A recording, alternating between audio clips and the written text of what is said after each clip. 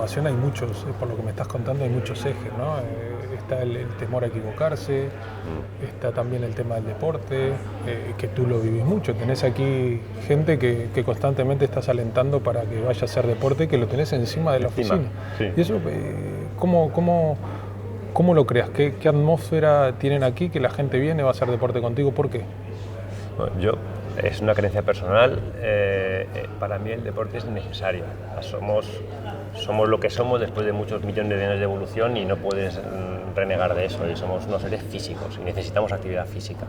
En el trabajo, no en todos, pero en la mayoría de los trabajos en empresa estás demasiado tiempo sentado pensando y sin darle alimento a tu cuerpo, que necesitas, cuerpo y mente. Y necesitas, dependiendo también de cómo eres, un deporte más intenso, menos intenso, pero necesitas moverte.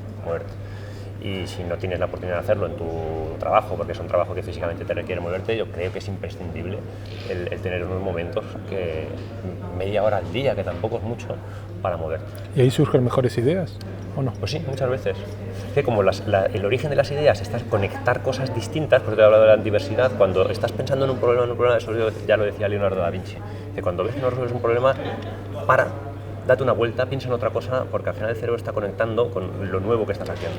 Entonces, cuando te relajas y dejas el cerebro en su subconsciente haciendo conexiones mentales, estás aprendiendo un nuevo movimiento del deporte que practiques o lo que sea, pues esto, por analogía, se me ocurre que podrías... Y además empatizas mucho lo que hablamos al inicio, ¿no? Al final de generar equipo, no es lo mismo generar equipo alrededor de una oficina que generar equipo haciendo kickboxing, sudando y estás ahí, que compartís un vestuario, o sea, estás generando un equipo. Eso, sí. ¿Cómo lo has implantado? ¿Cómo lo tenéis? ¿Lo haces opcional? ¿Cómo haces la actividad? Es opcional. Lo que pasa es que yo soy muy pesado. Como yo voy todos los días prácticamente, digo, chicos, venga, para arriba, ¿qué hacéis aquí parados? Y no lo puedes obligar.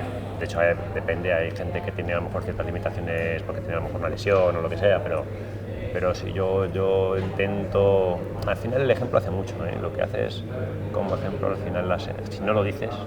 Y lo haces es mucho mejor. Y lo haces es mucho mejor que decirlo y no hacerlo. También me contaban los chicos aquí que das mucha libertad, ¿no? Que no hay una hora de entrada, no hay una hora de salida, la gente...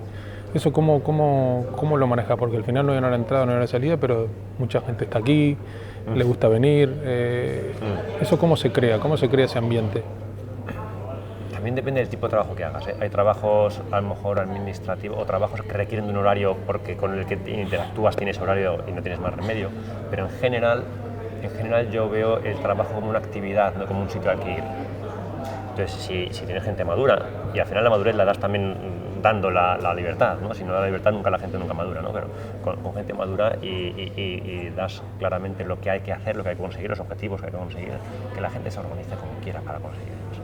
Cada uno tenemos ciclos distintos, uno está más activo por la tarde, otro por la mañana, tienes necesidades distintas y sobre todo si le das la libertad a la gente en el cómo conseguir las cosas, harás que lo haga mucho mejor. Porque la gente, si trabaja por motivación intrínseca, la diferencia entre motivación intrínseca y extrínseca, ¿no? No es porque me des un palo en una zanahoria, es porque yo quiero. Entonces, si le dejas el hacer las cosas como quieren, porque ellos quieren, van a rendir muchísimo más.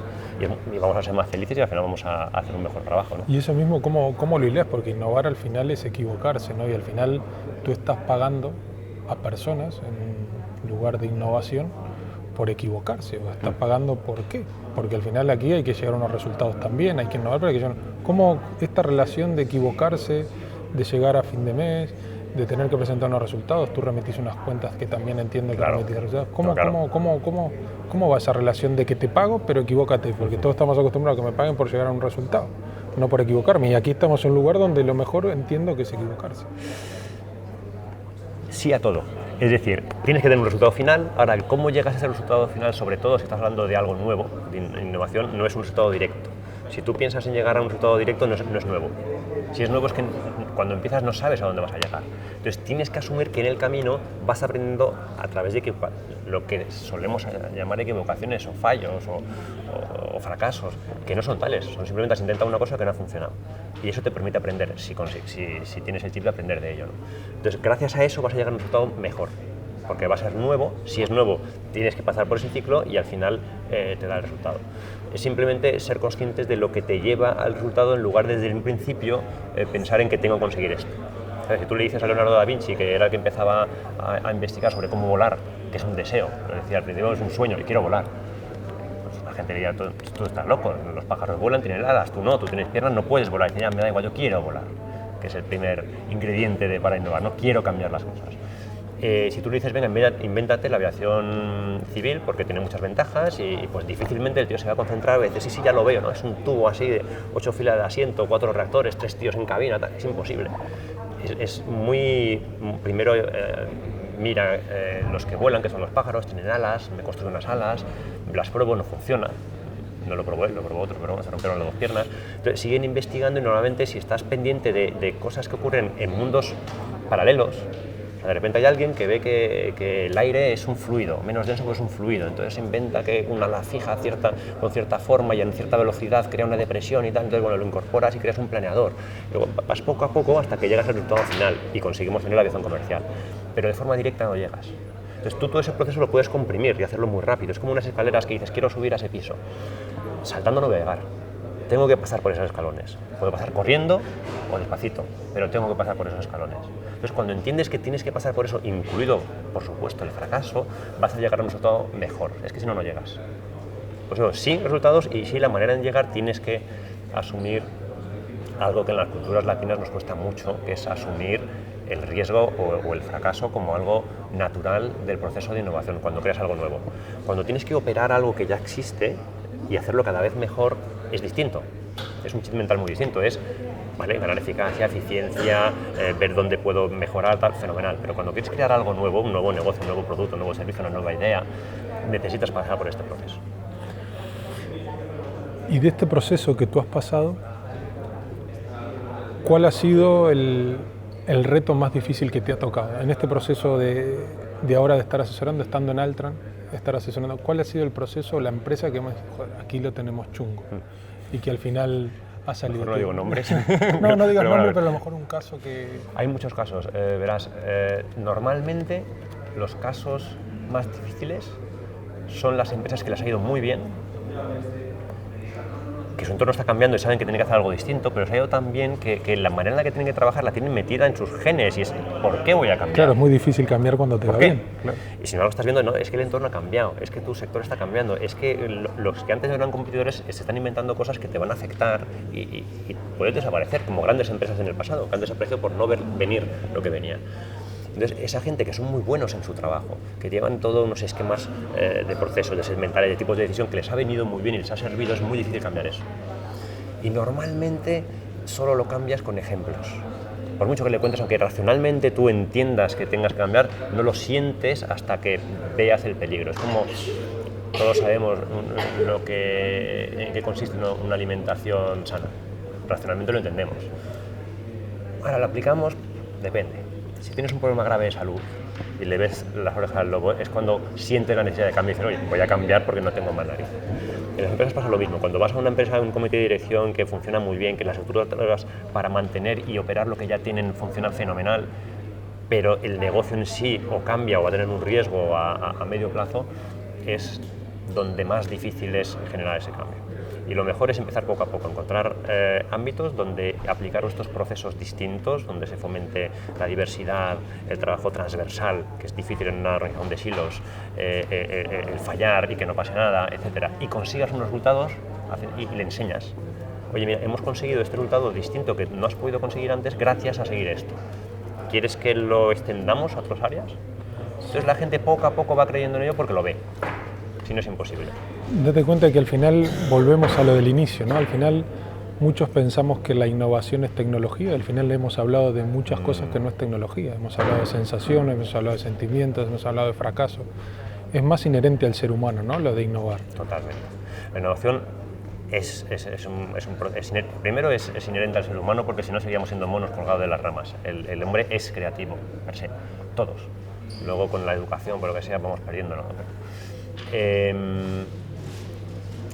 Además de ser inherente, se me ha ido el hilo de lo que has preguntado.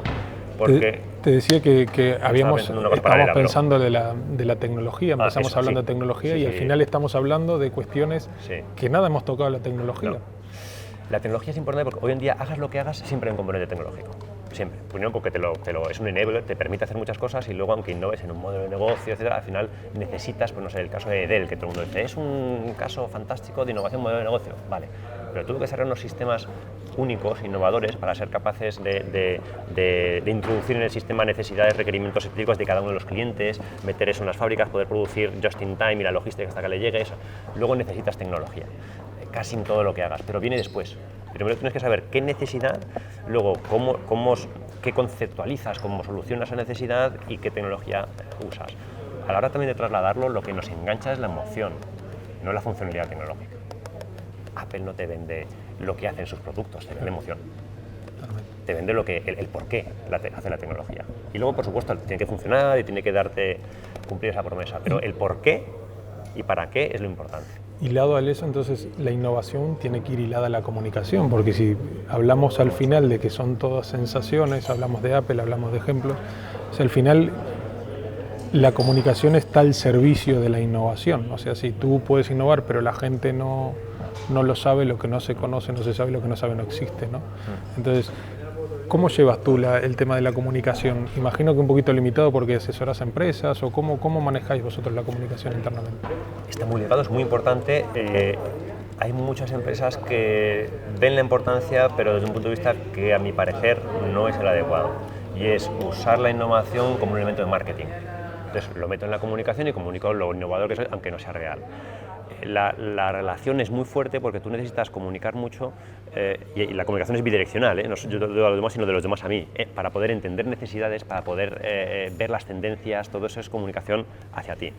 Luego necesitas mucha comunicación para involucrar a la gente en tu proyecto. Como es tan importante, hoy en día no puedes innovar solo, necesitas innovar ya no solo en tu organización, involucrando a las diferentes partes que van a tener que hacerlo, sino a tu cadena de valor. O sea, si yo produzco un refresco y quiero innovar en toda una experiencia y no involucro al que me hace las botellas, que es otra empresa, no va a funcionar. Necesito involucrar a todo el mundo, primero para que salga mejor y luego para no hacer este proceso de venta interna que nunca funciona. Tú te inventas algo, tú llevas 20 años trabajando en lo tuyo y yo vengo de repente con una idea, oye, a partir de ahora creo que tenemos que funcionar de una manera distinta. Tu primera reacción va a ser, ¿por qué? Tu primera reacción va a ser el explicarme por qué lo que vienes haciendo hasta ahora está bien hecho.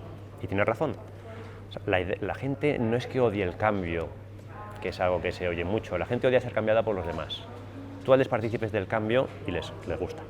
Entonces, para eso necesitas mucha comunicación, para enganchar emocionalmente la involucración. Y luego, una vez que tienes algo, tienes que hacerles ver a la gente el porqué. Y comunicar desde la emoción, no desde la funcionalidad. La funcionalidad la gente sí, al final cree que es importante, pero en el fondo lo que nos engancha es la emoción. Totalmente de acuerdo. Y este hombre que empezó volando con una capa azul, haciendo proyectos muy interesantes, que se anotó, habían 500.000, lo llamaron. ¿Cómo crees que va a terminar? ¿Terminará innovando o no terminará innovando? Bueno, yo creo que la innovación no es un destino, es el camino.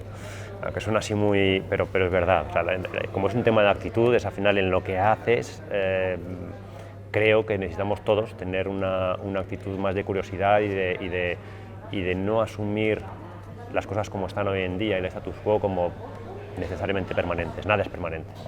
Entonces, en el camino, hagas lo que hagas, tienes que pensar en alternativas mejores de hacerlo. Es la evolución, ¿no? También muy relacionado con el deporte. Tú empiezas y no te salen las cosas. Tienes que aprender, tienes que caerte, tienes que pegártela, pero tienes que avanzar. Y el avanzar normalmente, también volviendo a tu pregunta de qué es lo más duro que te ha ocurrido, normalmente nos cuesta mucho más cuando tenemos que entrar en zonas de disconfort nuestras personales. O sea, necesitas pasar por cierto... Hacer una analogía del deporte, si quieres realmente ser un campeón olímpico, necesitas pasar por periodos de dolor. Con una razón, pero periodos de dolor para superarte a ti mismo. Entonces, esa actitud es lo que al final te permite innovar. Si no, nada. Si piensas que es al final un solo destino, primero si estás innovando no sabes el destino. Porque cuando estás empezando en algo nuevo no visualizas el final. Sabes que quieres solucionar algo, pero no puedes ver cuál es la solución. Entonces tienes que estar abierto a ir cambiando el camino para conseguir una posible solución a lo que estés trabajando, ¿no? Muchísimas gracias por habernos recibido. Te esperamos en Enfocados, que nos ayudes mucho con los emprendedores a ver este punto de vista de innovación.